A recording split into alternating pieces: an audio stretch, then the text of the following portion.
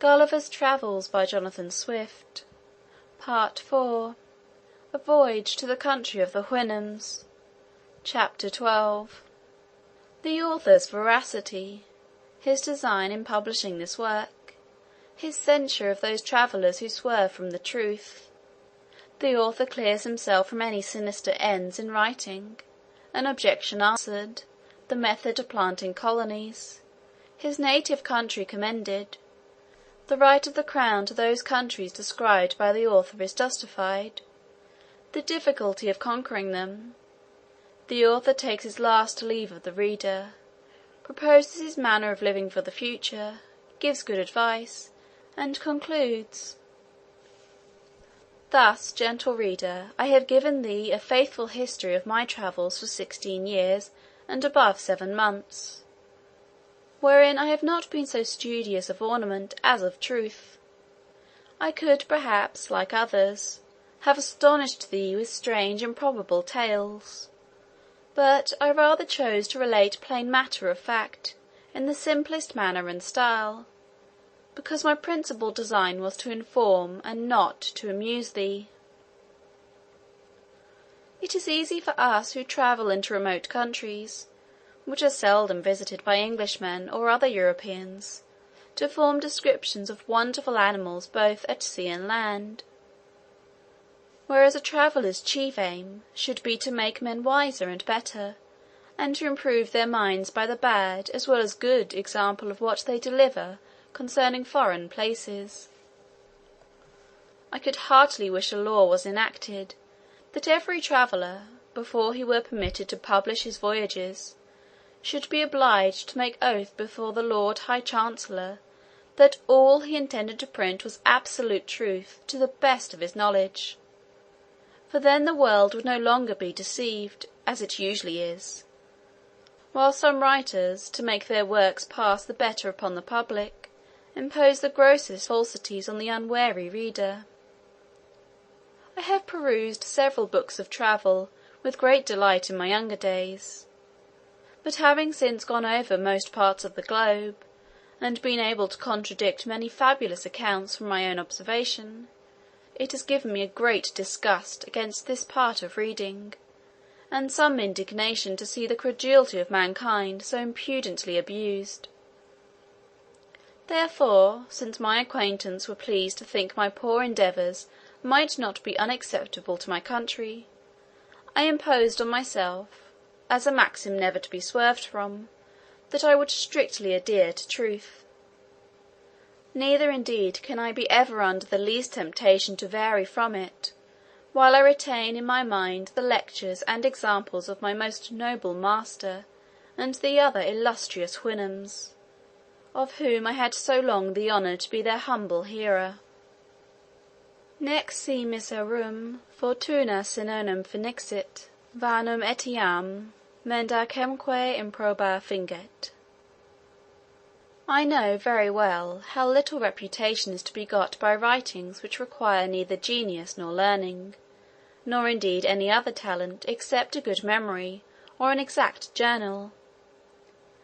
I know likewise that writers of travels, like dictionary makers, are sunk into oblivion by the weight and bulk of those who came last, and therefore lie uppermost. And it is highly probable that such travellers, who shall hereafter visit the countries described in this work of mine, may, by detecting my errors, if there be any, and adding many new discoveries of their own, jostle me out of vogue, and stand in my place, making the world forget that ever I was an author. This indeed would be too great a mortification, if I wrote for fame, but my sole intention was the public good. I cannot be altogether disappointed. For who can read of the virtues I have mentioned in the glorious Houyhnhnms, without being ashamed of his own vices, when he considers himself as the reasoning, governing animal of his country? I shall say nothing of those remote nations where Yahoos preside, among which the least corrupted are the Brobdingnagians, whose wise maxims in morality and government it would be our happiness to observe.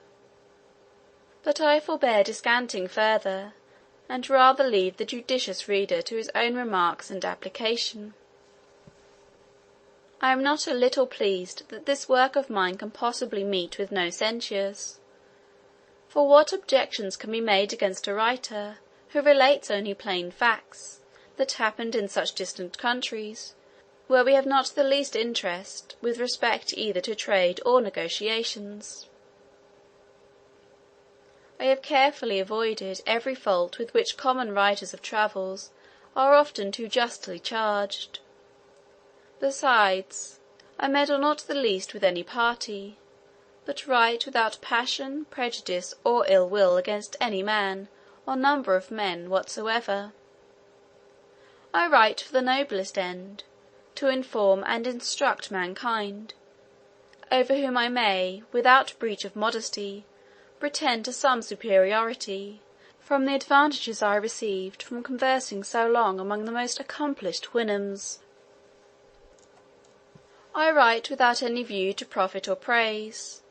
I never suffer a word to pass that may look like reflection, or possibly give the least offence, even to those who are most ready to take it; so that I hope I may, with justice, pronounce myself an author perfectly blameless, against whom the tribes of answerers, considerers, observers, reflectors, detectors, remarkers, will never be able to find matter for exercising their talents. I confess it was whispered to me that I was bound in duty, as a subject of England, to have given a memorial to a Secretary of State at my first coming over, because whatever lands are discovered by a subject belong to the crown. But I doubt whether our conquests in the countries I treat of would be as easy as those of Ferdinando Cortez over the naked Americans. The Lilliputians, I think, are hardly worth the charge of a fleet and army to reduce them, and I question whether it might be prudent or safe to attempt the Brobdingnagians, or whether an English army would be much at their ease with the flying island over their heads. The Houyhnhnms indeed appear not to be so well prepared for war, a science to which they are perfect strangers, and especially against missive weapons. However, supposing myself to be a minister of state, I could never give my advice for invading them. Their prudence, unanimity, unacquaintedness with fear, and their love for their country, would amply supply all defects in the military art. Imagine 20,000 of them breaking into the midst of a European army, confounding the ranks, overturning the carriages, battering the warriors' faces into mummy by terrible yerks from their hinder foots; for they would well deserve the character given to Augustus, recalcitrat undoque tutus. But, instead of proposals for conquering that magnanimous nation, I rather wish they were in a capacity, or disposition, to send a sufficient number of their inhabitants for civilizing Europe, by teaching us the first principles of honour, justice, truth, temperance, public spirit, fortitude, chastity, friendship, benevolence, and fidelity; the names of all which virtues are still retained among us in most languages, and are to be met with in modern as well as ancient authors, which I am able to assert from my own small reading. But I had another reason which made me less forward to enlarge his Majesty's dominions by my discoveries. To say the truth, I had conceived a few scruples with relation to the distributive justice of princes upon those occasions. For instance, a crew of pirates are driven by a storm they know not whither. At length a boy discovers land from the topmast. They go on shore to rob and plunder. They see a harmless people, are entertained with kindness. They give the country a new name, they take formal possession of it for their king. They set up a rotten plank, or a stone, for a memorial. They murder 2 or 3 dozen of the natives, bring away a couple more by force for a sample, return home, and get their pardon. Here commences a new dominion acquired with a title by divine right. Ships are sent with the first opportunity, the natives driven out or destroyed, their princes tortured to discover their gold, a free license given to all acts of inhumanity and lust, the earth reeking with the blood of its inhabitants. And this execrable crew of butchers, employed in so pious an expedition, is a modern colony, sent to convert and civilize an idolatrous and barbarous people. But this description, I confess, does by no means affect the British nation, who may be an example to the whole world for their wisdom, care, and justice in planting colonies. Their liberal endowments for the advancement of religion and learning, their choice of devout and able pastors to propagate Christianity, their caution in stocking their provinces with people of sober lives and conversations from this the mother kingdom, their strict regard to the distribution of justice, in supplying the civil administration through all their colonies with officers of the greatest abilities, utter strangers to corruption, and, to crown it all, by sending the most vigilant and virtuous governors, who have no other views than the happiness of the people over whom they preside, and the honour of the king their master. But as those countries which I have described do not appear to have any desire of being conquered and enslaved, murdered, or driven out by colonies, nor abound either in gold, silver, sugar, or tobacco, I did humbly conceive they were by no means proper objects of our zeal, our valour, or our interest. However, if those whom it more concerns think fit to be of another opinion, I am ready to depose, when I shall be lawfully called, that no European did ever visit those countries before me.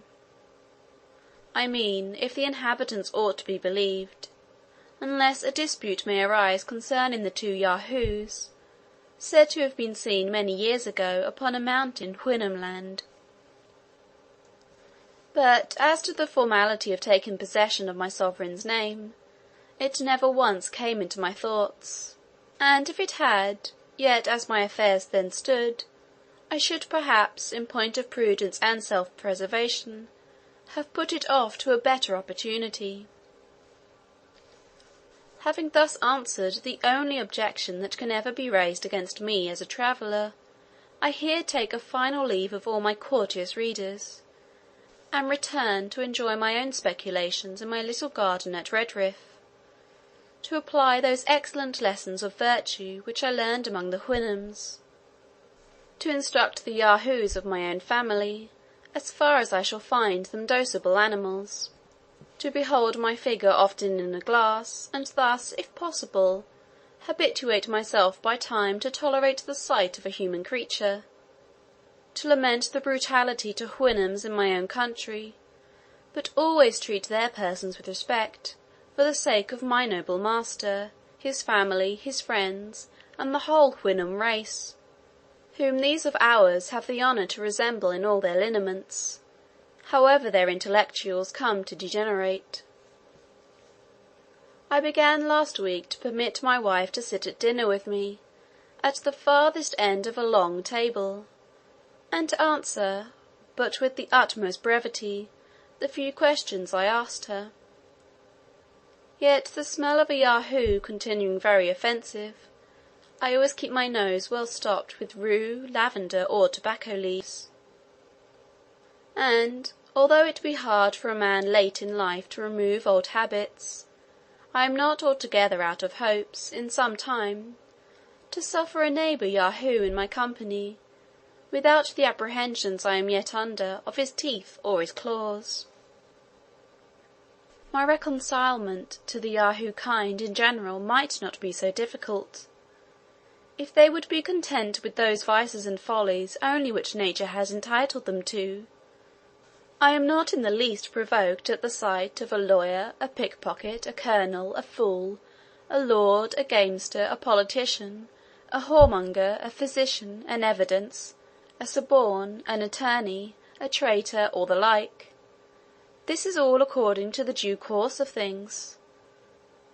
But when I behold a lump of deformity and disease, both in body and mind, smitten with pride, it immediately breaks all the measure of my patience. neither shall I ever be able to comprehend how such an animal and such a vice could tally together. The wise and virtuous Houyhnhnms, who abound in all excellencies that can adorn a rational creature, have no name for this vice in their language, which has no terms to express anything that is evil, except those whereby they describe the detestable qualities of their Yahoos, among which they were not able to distinguish this of pride, for want of thoroughly understanding human nature, as it shows itself in other countries where that animal presides. But I, who had more experience, could plainly observe some rudiments of it among the wild Yahoos. But the Houyhnhnms who live under the government of reason are no more proud of the good qualities they possess than I should be for not wanting a leg or an arm, which no man in his wits would boast of, although he must be miserable without them. I dwell the longer upon this subject from the desire I have to make the society of an English Yahoo by any means not insupportable; and therefore I here entreat, that those who have any tincture of this absurd vice, that they will not presume to come in my sight. Part 4, Chapter 12. End of Gulliver's Travels, by Jonathan Swift.